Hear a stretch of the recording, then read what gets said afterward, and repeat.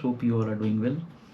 In this video series, we will be talking on a very important topic, which is very close to my heart.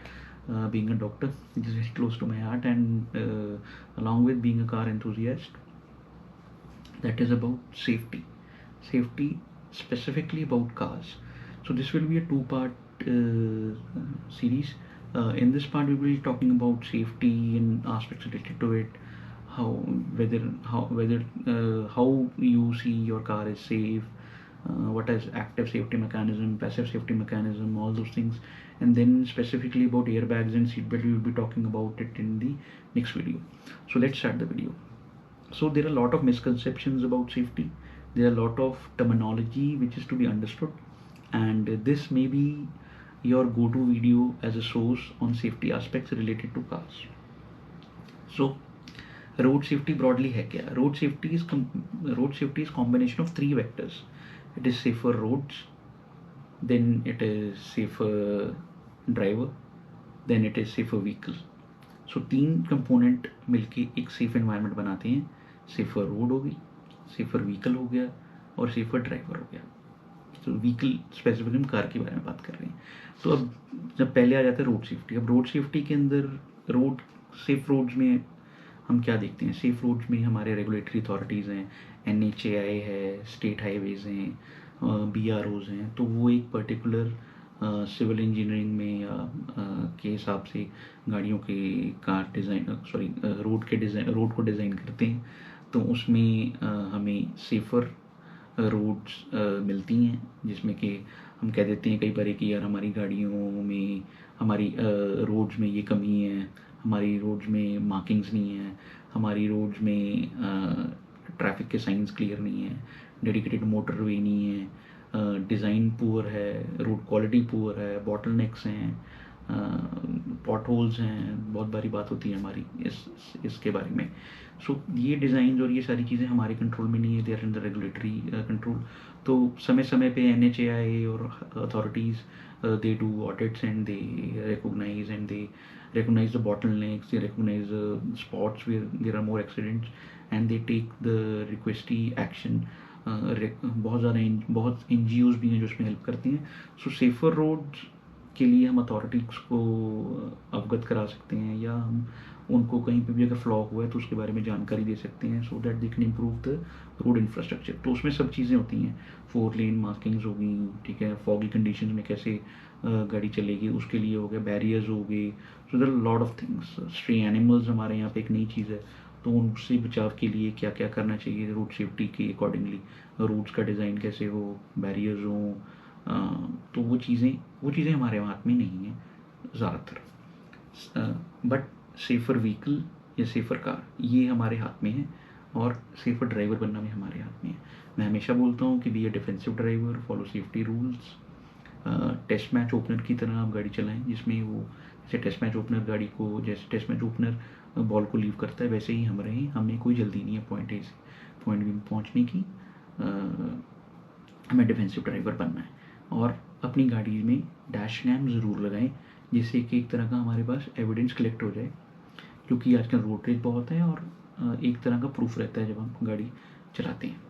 So then 90% of the road accidents जितने भी होते हैं वो due to human error होते हैं. तो बहुत factors हैं. डिस्ट्रैक्शन है, स्मार्टफोन यूजेज हो गया आजकल डिस्ट्रैक्शन में. Over speeding is one of the major causes of accidents. Violation of traffic rules, wrong side driving, overloading, non lane discipline, alcohol, drugs, poor vehicle आपकी, specially in relation with the tyres. Tyres का pressure के लिए TPMS is a very good accessory, आपको लगानी चाहिए गाड़ियों में. And I think manufacturers should start providing TPMS as standard for most of their vehicles. So many of these things are easily avoidable, and being a responsible citizen and being a responsible driver, हमें ज़्यादातर safety regulation को follow करना चाहिए, और हमें हमेशा उन aspects पे ध्यान दें जिससे कि हम अपनी तरफ से एक्सीडेंट के चांस को रिड्यूस कर सकें. सो अब हमारा जो मेन फोकस इस वीडियो में रहेगा वो व्हीकल और व्हीकल सेफ्टी के रिलेटेड एस्पेक्ट्स में रहेगा. So every country has their regulations authorities एक मिनिमम स्टैंडर्ड रखती हैं व्हीकल सेफ्टी के रिलेटेड, मैन्युफैक्चरर्स उसको फॉलो करते हैं। ऐसे ही हमारे इंडिया में है, उनको हम AIS स्टैंडर्ड्स बोलते हैं, automobile industry standards. AIS 117 is what majorly guides to all the manufacturers for making a particular vehicle, for ensuring a particular vehicle to be a safer vehicle. So India signed an agreement in 2006, जो कि UNWP 29 1998 का agreement था। और हमारी जो regulatory authorities हैं, श्याम है, तो ये सारे मिलके विद मिनिस्ट्री रेगुलेशंस बनाते रहते हैं, उनको अपडेट करते रहते हैं। सो इंडिया में currently 70% of the safety regulations which are either partially or fully technically aligned with the GTRs and UN regulations, वो उनको तो कंप्लाई करती हैं, बट स्पेसिफिकली इंडिया की ड्राइविंग और इन्वायरमेंटल कंडीशंस को लेके भी हमारे रूल रेगुलेशन बनाए गए हैं। सो अब हम आते हैं कि गवर्नमेंट ने क्या क्या चीज़ें हमारे को मैंडेटरी करी हुई हैं इन रेगुलेशंस में।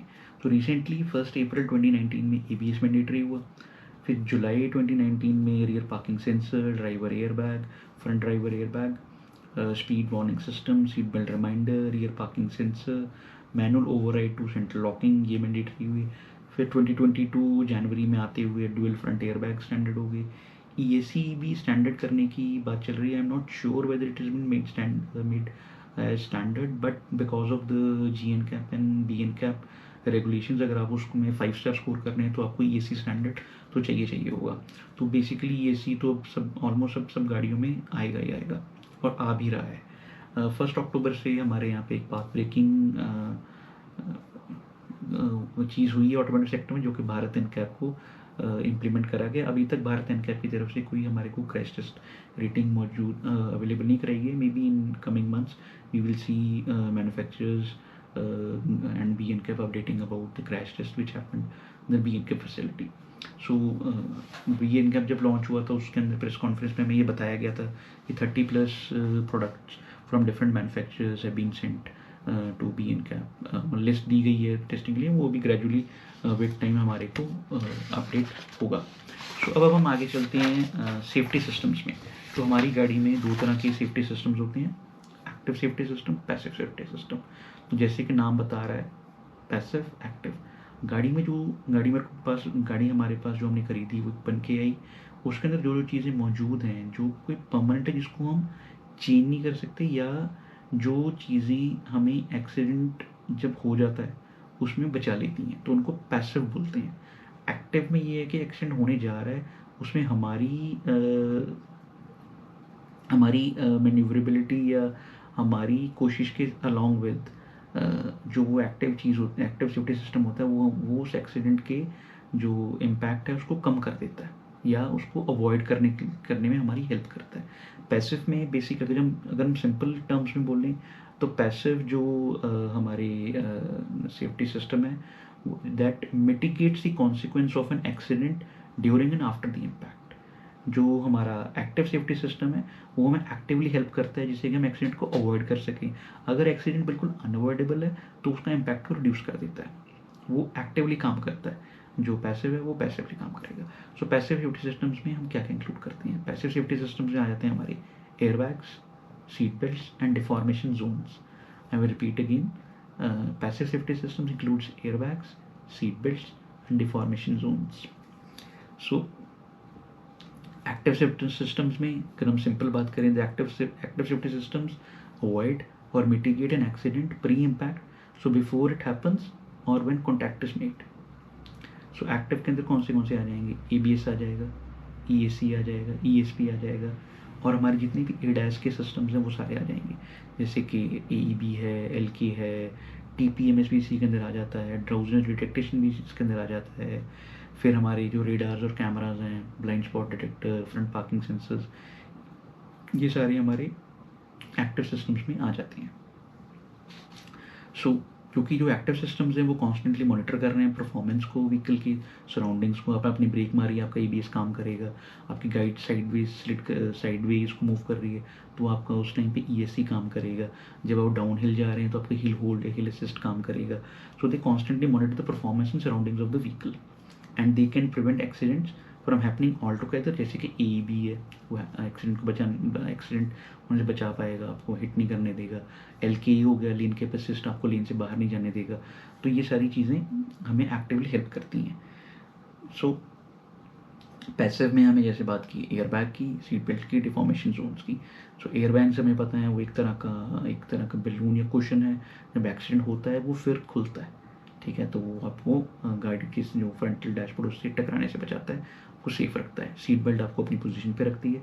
डिफॉर्मेशन जोन जो हमारा जो एक्सीडेंट होता है उसकी जितनी भी काइनेटिक एनर्जी होती है उसको क्रम्पल जोन्स में डिसिपेट करता है, जिससे कि हमारा वो पैसेंजर कंपार्टमेंट में कम से कम इम्पैक्ट पहुँचे।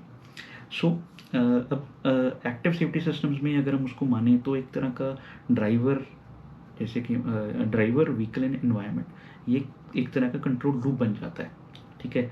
तो इसके अंदर एक्टिव सेफ्टी सिस्टम्स काम करते हैं, जैसे कि ABS हो गया, ESP हो गया।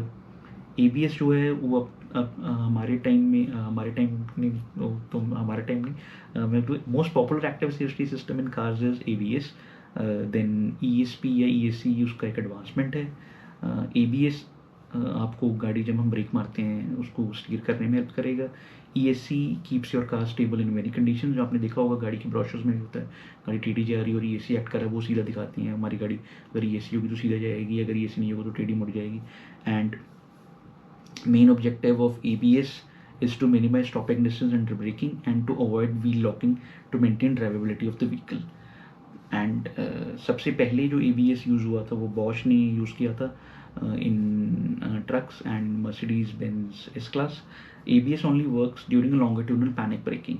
जो ट्रैक्शन कंट्रोल है वो स्टार्ट में न्यूज़ में काम करता है, neither is effective while vehicle stabilisation involves lateral. जब स्टेबलाइजेशन होती है उसमें ESC काम करता है। तो ABS, ट्रैक्शन कंट्रोल, ESC, इन सब के अलग अलग फंक्शंस हैं।